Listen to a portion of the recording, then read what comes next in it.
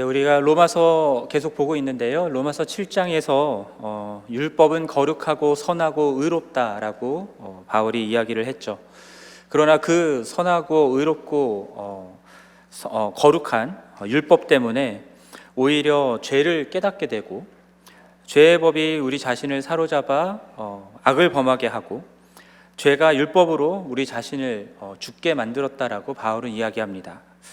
그래서 마음으로는 하나님의 법을 지키기를 원하지만 육신으로는 죄의 법을 섬기는 자신의 그 곤고한 마음의 상태를 한탄하듯 이야기했던 것이 7장의 내용이었습니다. 그렇게 율법 아래에서 우리는 연약하여 범죄할 수밖에 없고요, 정죄를 받고 사망에 이를 수밖에 없습니다.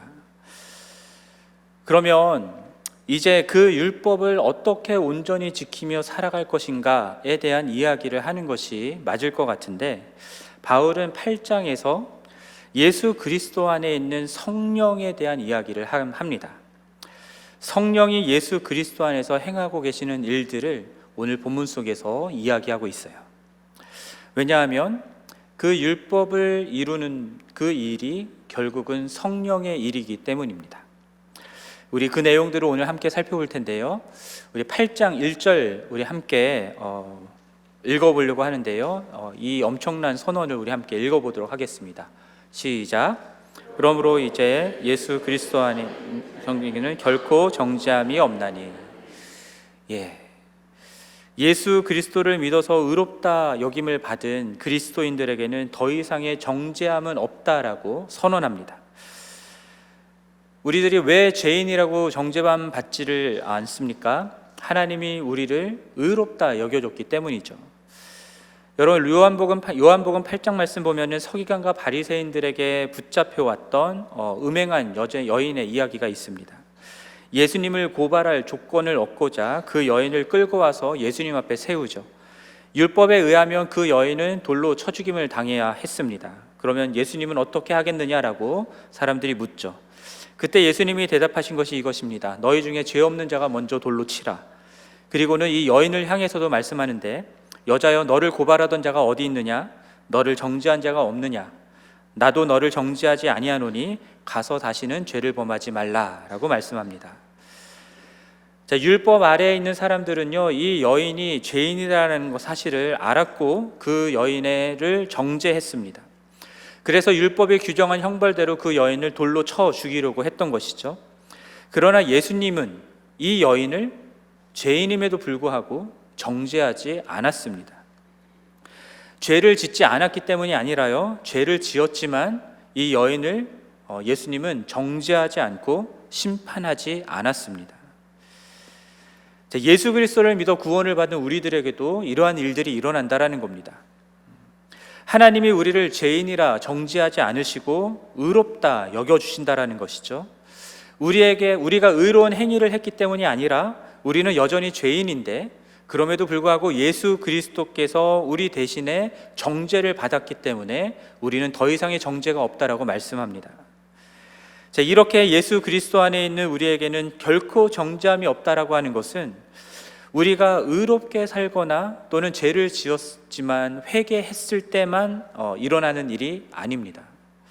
우리가 죄를 지었을 때에도 언제든 우리가 예수 그리스도 안에 있기만 하면 결코 정죄함이 없다라고 말씀하시는 겁니다. 그러니까 우리가 죄를 지었느냐 죄를 짓지 않았느냐가 우리의 정죄함의 유무를 결정하는 것이 아니죠. 우리가 예수 그리스도 안에 있느냐 없느냐가 결정하는 것입니다.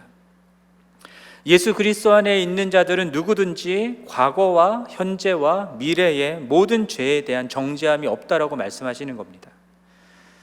영원히 없습니다. 이것을 믿고 누리는 은혜가 우리 모두에게 있기를 간절히 바랍니다. 그럼 1절에 정죄함이 없다라는 것의 근거를 바울은 2절에서 이렇게 이야기를 하는데요. 이는 하고 얘기를 하죠. 그리스도 예수 안에 있는 생명의 성령의 법이 죄와 사망의 법에서 너희를 해방하였다라고 이야기를 합니다. 제가 너희를이라고 얘기를 했는데 사실은 너를입니다. 너를. 여기서 단수형을 썼습니다. 너 한 사람이라는 뜻이죠. 예수 그리스도가 십자가에서 우리의 모든 죄값을 대신 치르셨음을 믿음으로 받아들이는 그 사람, 그 예수 그리스도를 나의 구원자와 내 삶의 주님으로 모셔드리는 그 사람은 더 이상 죄와 사망의 법 아래 있지 않는다라는 겁니다. 어느 법 아래 있냐면 생명의 성령의 법 아래에 있다라는 것이죠. 그렇기 때문에 결코 정죄함이 없다라고 말씀하는 것입니다. 자, 죄와 사망의 법은 우리를 죄인으로 규정하고 우리에게 사망 선고를 내리는 율법입니다. 자, 예수 그리스도를 믿음으로 영접하면 더 이상 우리는 율법 아래에 있지 아니하고 율법에 대해서는 죽었고 우리 가운데에 우리가 예수를 믿을 때에 우리 가운데 내주하시는 우리 안에 거하시는 그 성령 하나님의 다스림을 받으며 살아가는 자가 되었다라는 것이죠. 그러한 자에게는 정죄함이 없다라고 말씀합니다. 따라서 죄와 사망의 법, 곧 율법으로부터 우리는 해방된 자들이고요, 율법이 요구하는 거룩함과 의로움의 짐을 내가 지고 가지 않아도 된다라는 겁니다. 그것을 이루기 위해 더 이상 율법을 의지하지 않아도 되는 겁니다. 그러면 이제는 누가 우리의 거룩함과 의로움을 지고 가시는 겁니까? 예수 그리스도께서 그 일을 하셨고 우리 안에 내주하시는 성령 하나님께서 그 일을 하신다라는 겁니다. 그래서 3절에서 말하는 것처럼 율법 아래에서는 우리의 육신의 연약함으로 절대로 율법을 온전히 지켜 행할 수 없어요. 율법으로는 의롭다 여겨질 수가 없습니다. 그런데 그 의롭다 여겨지는, 그 의롭게 되는 일을 누가 하셨냐면 하나님이 하셨다라고 말씀하고 있어요. 어떻게 하나님이 하셨습니까? 계속해서 말씀드리는 것처럼 우리가 지은 죄로 말미암아 하나님이 자기의 아들 예수 그리스도를 죄 있는 사람의 모양으로 이 땅에 보내셨고 인간의 모든 죄를 지고 십자가에서 대신 우리를 대신하여 죽게 하신 것이죠. 그 예수 그리스도를 믿음으로 영접한 그리스도인들은 더 이상 육신을 따르지 않습니다. 우리 안에 거하시는 성령 하나님을 따라 살아가는 사람이 된 것입니다. 그리고 4절에서 말씀하는 것처럼 우리 안에 거하시는 성령 하나님은 우리에게서 율법의 요구, 곧 의롭게 되고 거룩하게 되기 위해서 율법이 정한 규정대로 지켜 행해야 한다라는 그 율법의 요구를 이루어지게 하신다라는 거예요. 우리의 육신은 연약해서 이룰 수 없는 그 일을 우리 안에 계신 성령 하나님께서 그 일을 이루신다라는 겁니다. 에스겔서 36장 27절 말씀을 보면은 하나님이 하나님의 영을 그 너희 속에 두어서 너희로 내 율례를 행하게 하겠다라는 말씀이 있습니다. 이미 구약 때부터 하나님은 당신의 성령을 당신의 백성들 마음 가운데 주셔서 그 율법의 내용들을 지켜 행할 수 있게 하겠다라고 약속을 하신 것이고요. 그리고 오늘 로마서 말씀 속에서 그것이 예수 그리스도를 믿는 자들 가운데에 이루어졌음을 이야기하고 있는 것입니다. 그렇게 성령 하나님은 우리 마음 가운데 오시고요, 우리 가운데 거하시면서 우리 마음 가운데에 하나님의 법을 새기시고 그 법대로 살아갈 수 있게 하시는 분이십니다. 그렇기 때문에 예수 그리스도를 믿어 의롭다함을 받은 그리스도인들은요, 결코 과거와 현재와 미래의 모든 죄로부터 정죄함을 받지 않는다라고 해서, 그렇다고 해서 내 욕망대로 내 마음대로 죄 지으며 사는 자들이 될 수가 없는 것이죠. 오히려 우리 안에 있는 성령 하나님 때문에 율법이 요구하는 그 의롭고 거룩한 삶을 이루는 삶을 살아가게 되는 것입니다. 그러므로 우리의 삶에서 율법이 요구하는 의롭고 거룩한 삶의 변화들이 나타나게 되겠죠. 우리 안에 성령 하나님이 그렇게 살게 하시니까 그 삶의 변화가, 의롭고 거룩한 삶의 변화가 우리가 예수를 믿어 우리 안에 성령 하나님이 거하신다라고 하는 증거가 될 수 있는 것입니다. 그리고 그러한 변화가 어디서부터 시작되냐면 우리들의 생각에서부터 시작됩니다. 그래서 5절 말씀을 보면 이렇게 말씀하죠. 육신을 따르는 자는 육신의 일을, 영을 따르는 자는 영의 일을 생각한다 라고 말씀합니다. 여러분, 육신을 따르는 자는 육신의 일을 생각합니다. 여기서 말하는 육신은 무엇이냐면 우리의 신체를 말하는 게 아닙니다. 우리의 안에 타락한 자기 중심성의 죄된 본성을 가진 자아를 말하는 것입니다. 죄의 지배를 받는 자들이죠. 하나님의 영이 그 안에 없기 때문에 죄의 지배를 받으면서 율법 아래 살아가는 사람들입니다. 반대로 영을 따르는 자들은 영의 일을 생각한다고 말하는데, 영을 따르는 자는 누구냐면 9절에서 말씀하는 것처럼 그 안에 하나님의 영이 거하시는 자입니다. 14절에서도 말씀하죠. 바울은 하나님의 영으로 인도함을 받는 사람이 곧 하나님의 아들이다 라고 말씀합니다. 그러므로 여러분 예수 그리스도를 믿어서 구원 받으셨습니까? 그 말은 곧 여러분 안에 누가 계시다라는 뜻입니까? 성령 하나님이 계시다라는 뜻이죠. 그 성령 하나님이 없는 사람은 구원받은 자가 될 수가 없는 것입니다. 그러면 육신을 따르는 자는 육신의 일을 생각한다고 하는데, 그러면 육신의 일이라고 하는 것은 무엇인지 생각해 보겠습니다. 여러분들 육신의 일 하면은 무엇이 떠오르십니까? 로마서 1장에 나오는 말씀들처럼 불의함, 추악함, 탐욕, 시기, 살인, 분쟁, 비방과 같은 그런 도덕적이고 윤리적인 측면에서 또는 법적인 측면에서 악하다라고 생각하는 그런 일들이 떠오를 수 있을 것 같습니다만, 그러나 반드시 도덕적으로나 윤리적으로나 법적으로 악한 것만을 말하는 것은 아닙니다. 여러분, 성경이 우리를 죄인이라고 규정하잖아요. 그래서 여러분, 우리가 죄인이라고 스스로를 고백하곤 하는데, 여러분 죄인이라고 해서 여러분 밤낮 쉴 새 없이 악한 일들만 생각하면서 사십니까? 다른 사람 죽일 생각만 하고 사십니까? 무언가를 빼앗을 생각만 하고 사십니까? 그렇지 않잖아요. 여러분 마음속에서 계속 선한 생각들도 하시잖아요. 좋은 생각들도 하시고, 심지어 예수 그리스도를 믿지 않는 사람이라 할지라도요, 그렇게 악한 생각만을 하면서 살아가는 사람은 별로 없습니다. 여러분 주변에 있는 예수 안 믿는 사람들을 생각해 보십시오. 여러분, 그 사람들이 밤낮 악한 생각들만 합니까? 오히려 우리보다 선한 생각, 선한 일들을 하며 살아가는 사람들이 있습니다. 예수 안 믿어도. 그렇다면 여기서 말하는 악한 일을 생각한다라고 하는 것이 단순히 도덕과 윤리, 법적인 것들에 있어서 그런 것들을 어기는 악한 일만을 얘기하는 것은 아니다라는 것을 우리가 기억해야 합니다. 이것은 육신이라고 하는, 육신을 입은 우리가 우리의 타락한 죄의 본성을 가지고 있는 것이죠. 그 인간의 타락한 죄된 본성이 갖는 특징이 무엇이냐면, 말씀드렸던 것처럼 하나님 중심이 아니라 내 중심으로 살아가는 교만입니다.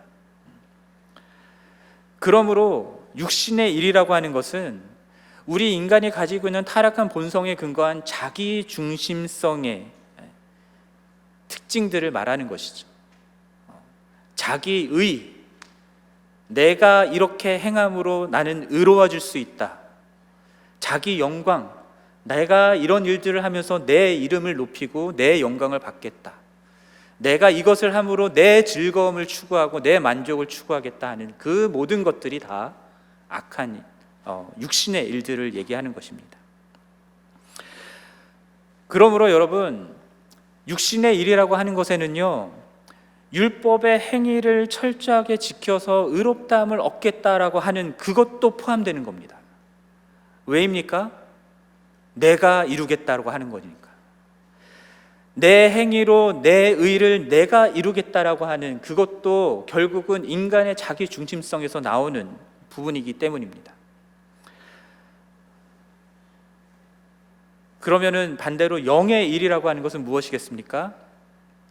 내 중심이 아니라 하나님의 중심의 일이 되는 것이죠. 내 의가 아니라 하나님의 의, 내 나라가 아니라 하나님의 나라를 먼저 구하는 것이 되는 것입니다. 내 이름을 높이는 것이 아니라 예수 그리스도의 이름을 높이고, 나를 증거하고 증명하려고 하는 것이 아니라 예수 그리스도를 증거하고, 나를 영화롭게 하는 것이 아니라 예수 그리스도를 영화롭게 하는 그 모든 것들이, 그렇게 주님을 기쁘시게 하는 그 모든 것들이 다 영의 일이 되는 것입니다. 그러면 육신의 일을 생각하고 영의 일을 생각한다고 할 때, 생각한다라는 것의 의미는 무엇이냐면, 우리가 무엇에 관심을 두고 마음을 쏟아서 열중하고 우리의 시간과 노력을 들이고 있는 그것을 말하는 것입니다.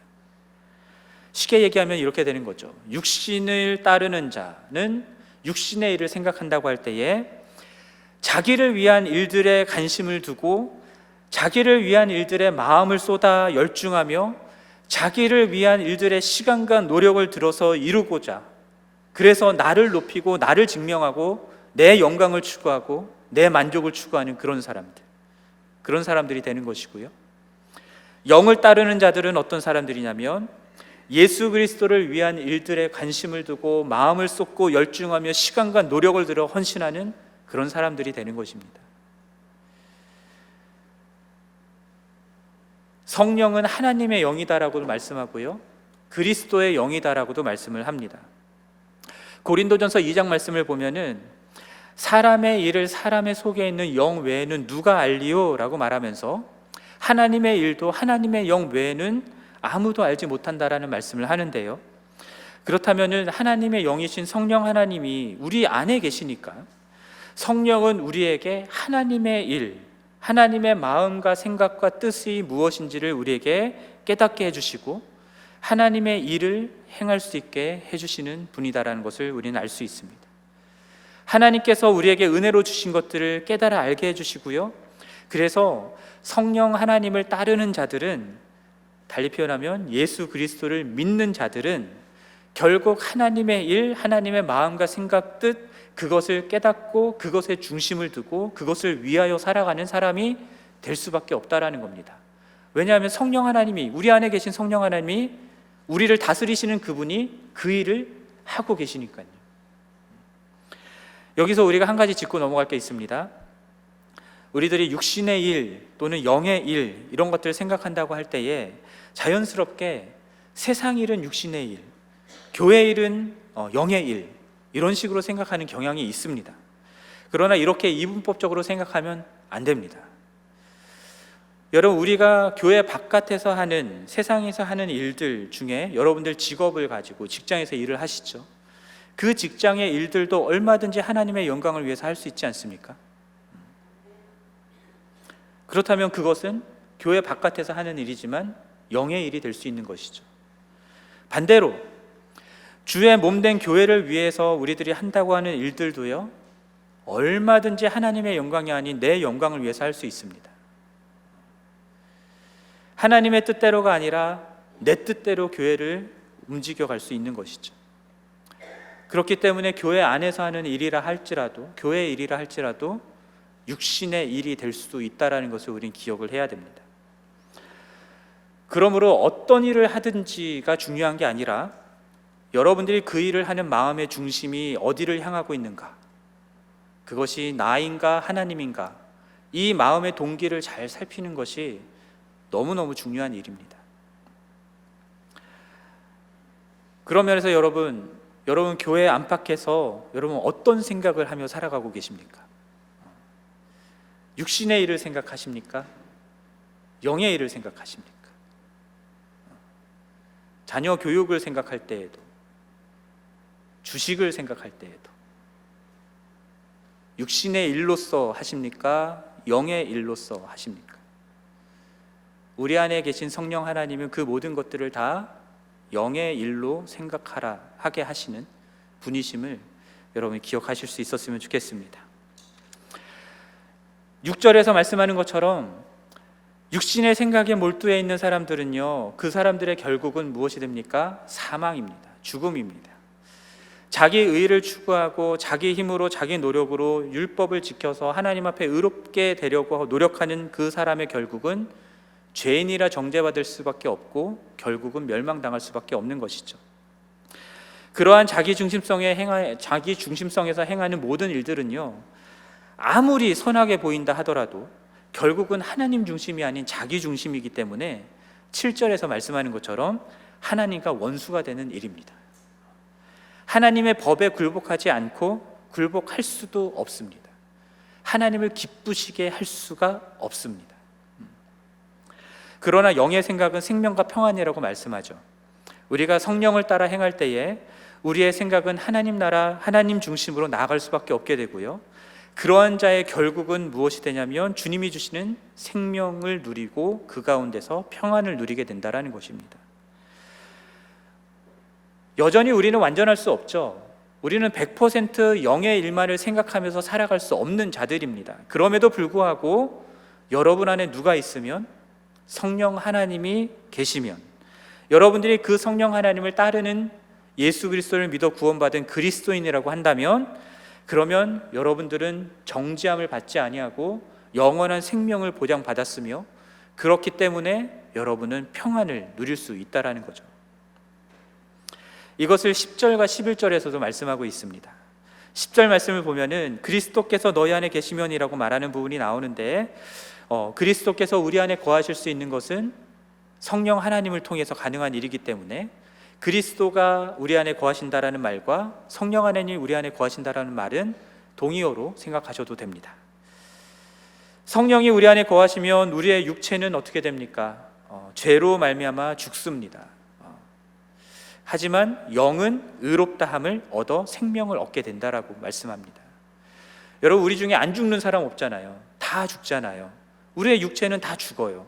하지만 우리의 영은 의롭다함을 얻어서 생명을 얻습니다. 근데 거기서 멈추는 것이 아니라 우리 안에 계신 성령은 누구시냐면 예수 그리스도를 죽은 자 가운데서 살리신 하나님의 영이시기 때문에, 그 성령 하나님이 우리 안에 거하신다면 우리의 죽을 육체, 언젠간 죽어서 썩어 없어질 그 육체도 결국에는 다시 부활케 하신다라는 것을 말씀하고 있어요.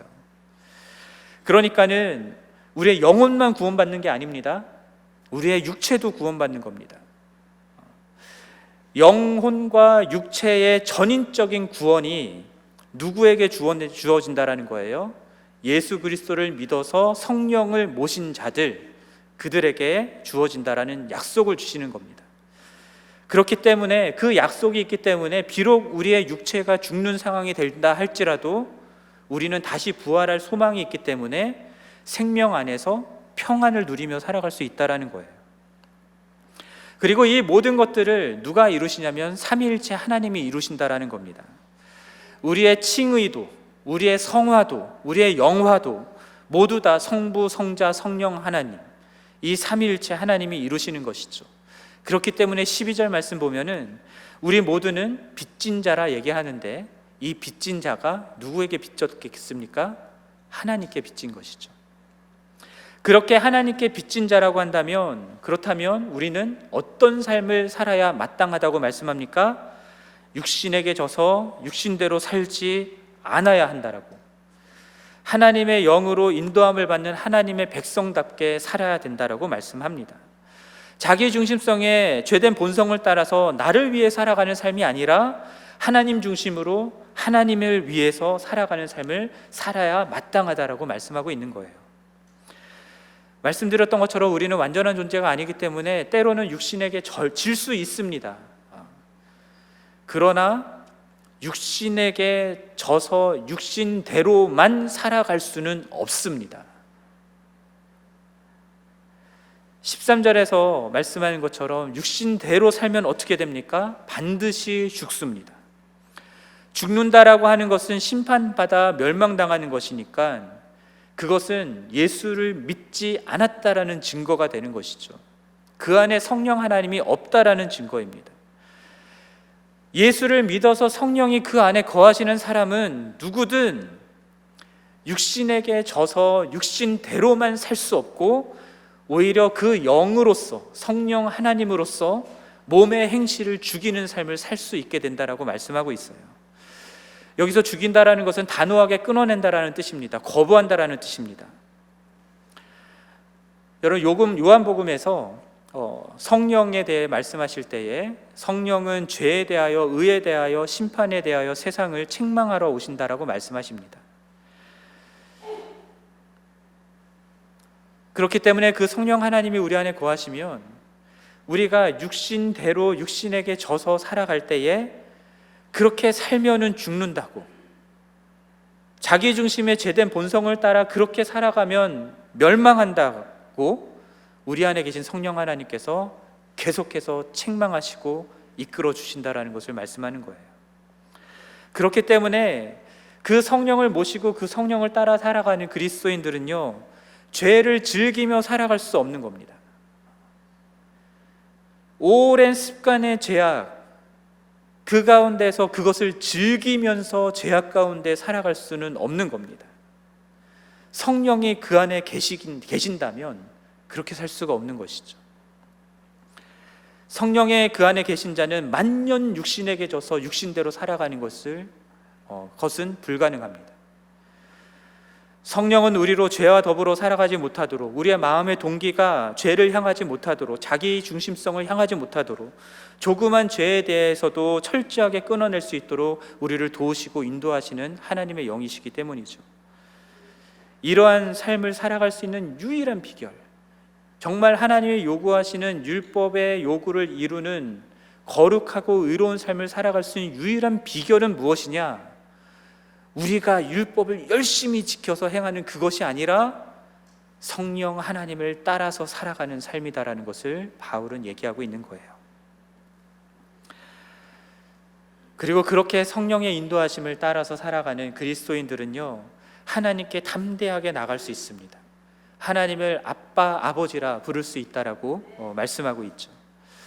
하나님과의 친밀하게 회복된 관계를 우리에게 말씀해 주는 부분이기도 하고요. 그렇기 때문에 아빠, 아버지 되시는 하나님께 우리들은 언제든지 나아가서 부르짖고 기도할 수 있다라는 것을 말씀하고 있는 겁니다. 15절에서 말씀하는 것처럼 우리는 더 이상 율법 아래 있는 것처럼 두려움으로 하나님께 나아갈 이유가 없는 것이죠. 하나님은 우리를 당신의 종으로 부르신 게 아니라, 우리의 종이 아니라 자녀로 삼으셨기 때문입니다. 우리 안에 계신 성령 하나님은 종의 영이 아니라 양자의 영이다라고 말씀하십니다. 그런데 때로 우리들은요, 자녀라 하더라도 내가 부모님께 큰 죄를 저질렀다고 한다면 나는 더 이상 자녀로서의 인정을 받을 수 없다라고 생각하는 경향이 있는 것 같습니다.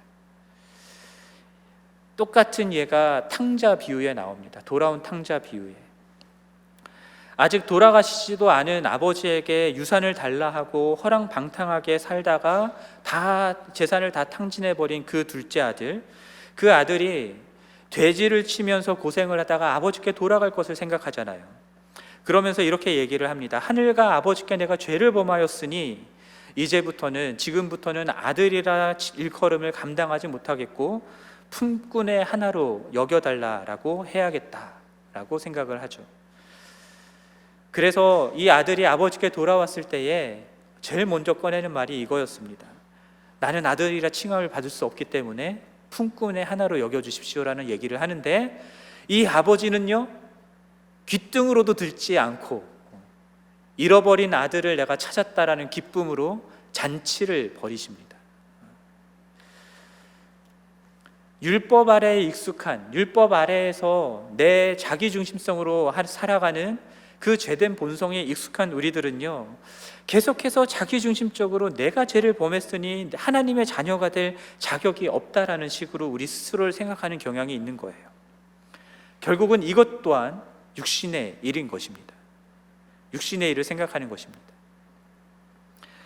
왜냐하면 우리 안에 계신 성령 하나님은 우리가 하나님께 죄를 범했다 하더라도 하나님께 부르짖으며 나아갈 때마다 우리가 하나님의 자녀라는 사실을 우리의 영 가운데 확증해 주시는 분이시기 때문이죠. 성령은 우리의 행위적인 거룩함 때문이 아니라 우리를 자녀 삼아 주신 그 하나님의 은혜 때문에 우리를 하나님의 자녀라 여겨 주시는 것입니다. 그리고 그 성령 하나님은 그 은혜의 복음으로 우리를 계속해서 이끌어 가시는 거예요. 그 은혜에 의하여 구원을 받은 그 복음으로 우리를 계속해서 이끌어 가십니다. 그러니까 우리가 육신을 따르며 육신의 일을 생각하지 않고 영으로서 몸의 행실을 죽이며 살아가는 삶을 살 수 있는 것이죠. 그렇게 살기 위해서는 육신의 일을 생각하지 않고 몸의 행실을 끊어내려고 내가 노력해서가 아니라 성령 하나님을 따라갈 때 가능하다라는 겁니다. 그리고 그 성령 하나님은 계속해서 우리를 그 죄 가운데로 끌고 가는 것이 아니라, 죄의 정죄함으로 끌고 가시는 것이 아니라 정죄함이 없는 하나님의 은혜 가운데로 우리를 계속 이끌어 가시는 거예요. 그렇기 때문에 성령의 인도하심을 따라 살아가는 사람들은요, 범죄함에 대해서 회개할 때조차도 내 능력으로 그 죄를 의롭게 하려고 노력하는 것이 아니라 나를 구원하여 주신 하나님의 은혜를 묵상합니다. 그 은혜 앞으로 나아가는 거예요. 사랑하는 지구촌 교회 성도 여러분, 여러분들은 예수 그리스도를 믿어서 구원받은 그리스도인들입니다. 아멘이십니까? 아멘. 그러면 여러분 안에 누가 계신 겁니까? 성령 하나님이 계십니다. 믿으십니까? 아멘. 그렇다면 여러분들은 매 순간 성령을 따르는 삶, 성령의 인도하심을 따르는 삶을 사실 수 있습니다. 믿으십니까? 그리고 사셔야 합니다. 그래야 여러분들이 여러분 안에 성령이 있다라는 것을 증명하는 진짜 그리스도인인 것이죠. 내 힘으로 내 노력으로 종교적 삶을 살아가는 것은 그리스도인이 아닙니다.